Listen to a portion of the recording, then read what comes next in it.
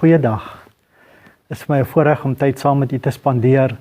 En dan kom die gedagte op, 'n vraag wat vir my al verskeie kere gevra is 'n sendingprogram in 'n gemeente volhoubaar? So dit bring ons uit by die punt, is dit 'n langtermyn program of 'n projek of proses eerder as 'n korttermyn program? En ek wil vir u sê, ons kan nie gemeente skei van wêreldevangelisasie nie. God het dit vir ons gegee om dit te doen en dit aan te hou doen. Dit is volhoubaar. Dit kan in stand gehou word. Dit vat ywer, dit vat opgewondenheid, dit vat entoesiasme.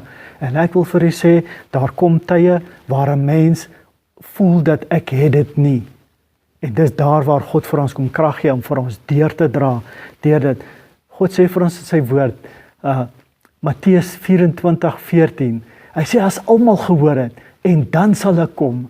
Mense, dis mos die opdrag aan die kerk om die evangelie uit te dra aan die mense daar buitekant. Ons moet tydig en ontydig besig wees om dit uit te dra.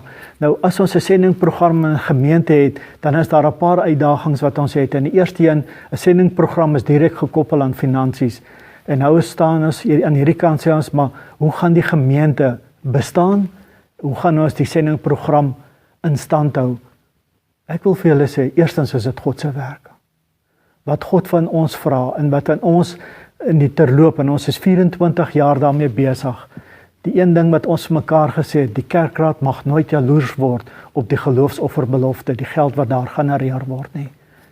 Matteus 6:33 sê, soek eers die koninkryk van God en sy geregtigheid, en al die dinge sal vir julle bygevoeg word. Mense, ons kan God op sy woord vat. Hy sal dit doen. Hy het dit vir 24 jaar doen hy dit by ons. Ons geloofsofferbelofte is met tye 3 keer groter as ons gemeente se begroting. Maar God hou die gemeente in stand. God hou ons geloofsofferbelofte in stand. Hy doen dit te midde van 'n swak ekonomie. En mense, dit is waar geloof ter sprake kom. Ons het geloof in God nodig. As ons met ons hele hart glo dat die ding kom van God af, dan moet ons weet dat God gaan dit in stand hou. Gaan dit altyd 'n positiewe impak hê? Gaan 'n geloofsoffer altyd groei? Nee, dit gaan nie. Kom ons wees met mekaar eerlik. Vir 23 jaar lank het ons geloofsoffer pro rata elke jaar gegroei. En die 24ste jaar was daar 'n radikale afname. Nou kan ons vra, en wat nou? Het God nou sy hande omtrek? Nee.